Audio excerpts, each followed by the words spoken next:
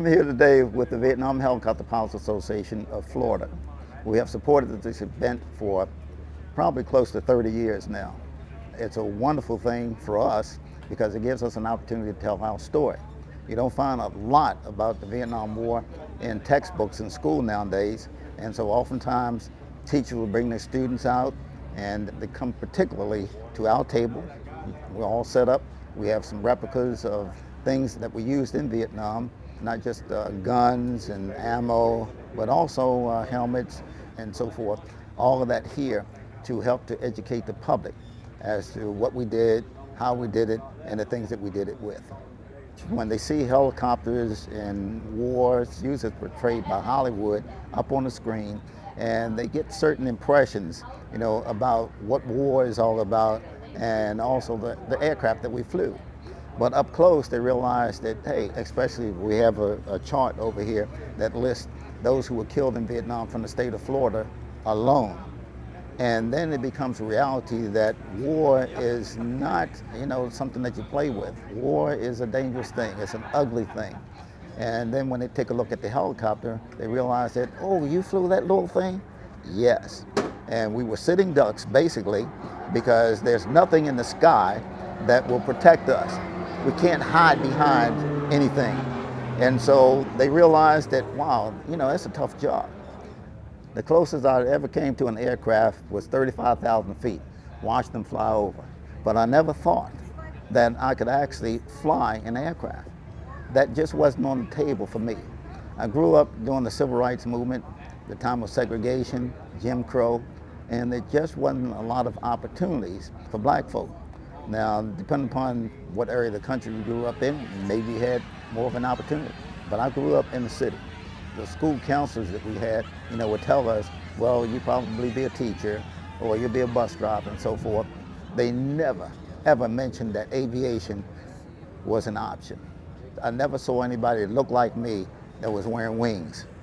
And so it wasn't until I got to college, one day the professor of military science said, our college wants to start an ROTC, an aviation program. It's called the FIP, or Flight Instruction Program.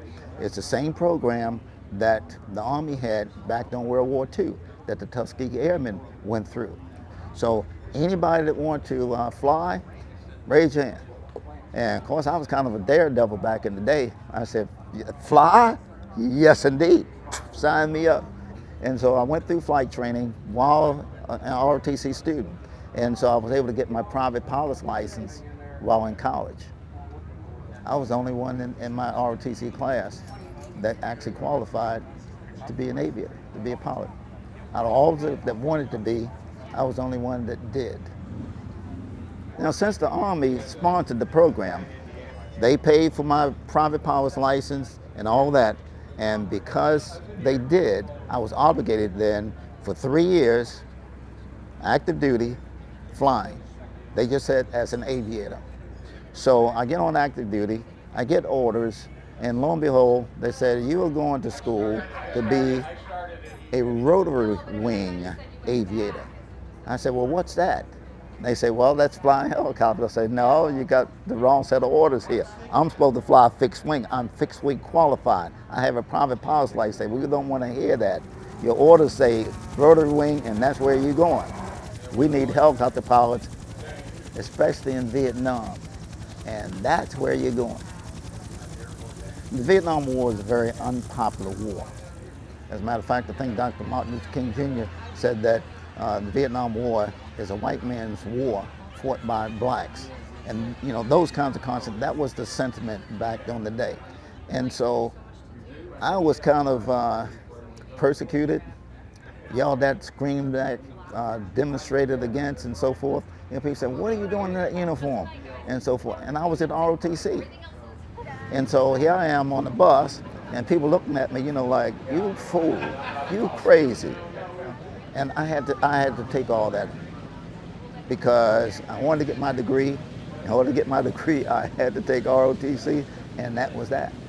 When I finally graduated, I'm in flight school, okay?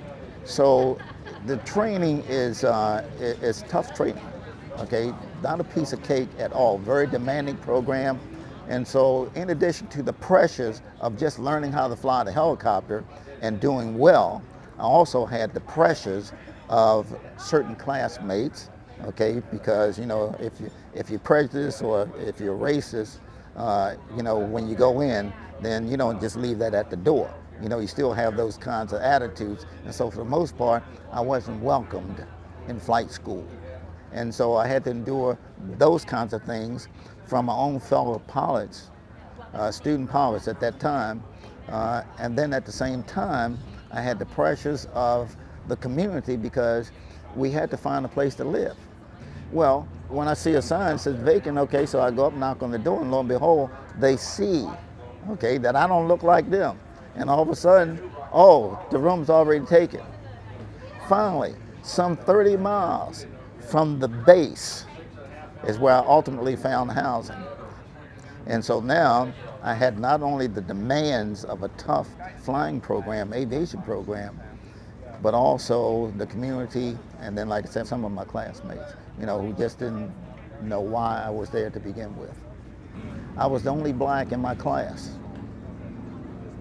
in primary helicopter school and advanced helicopter school. The only one, okay? So I had to endure a lot, but they weren't going to turn me around. It didn't quit in flight school. In Vietnam, there are some who refused to fly with me, and when they did, they were ordered to do so. So yeah, well, you're going to fly with Ponds today, you know, period. They didn't like it, okay? But they had to accept me, and they had to trust my qualifications. When you're in that cockpit and you're on a combat assault, we have to trust each other. We have to, you know. You got my back, I got your back. We had to. This is war. People shooting at us, and we got not only our lives on the line, but our crew members, and also those infantrymen, those soldiers back there on the back of the helicopter. And so we lay that stuff aside. Okay? Now, when we stop flying, they come down, they ain't talking to you, fine, we'll go to the club, they ain't sitting next to you, and that's all. Don't want to have anything, don't want to see you, and so forth and so on. But what kept me in line was that I had set a goal for myself, and I was determined that I was going to do it. I wasn't a quitter. See, everything that I thought that I wanted to do and I pursued, I accomplished, regardless of how taxing it was, how maybe impossible it may have been or sounded.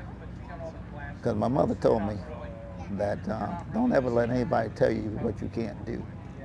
If you're given an opportunity, you'll do it. And so even today, I encourage young people to go into aviation. If you think you might want to go into aviation, by all means do it, and we will do all that we can to help you.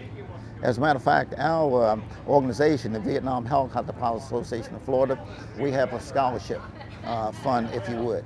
And so those who are members, associate members of our organization, you know, like our kids, grandkids, some may even have grandchildren, they can actually receive a scholarship from Quad A.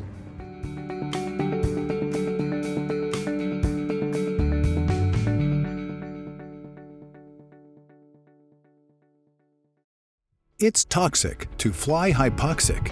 Smart pilots want their oxygen close at hand, so they're never impaired.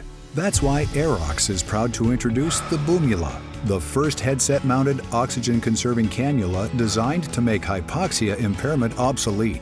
The Boomula easily attaches to any headset and can be used with almost any portable or installed oxygen system. Find the Boomula at leading Aerox distributors or at aerox.com.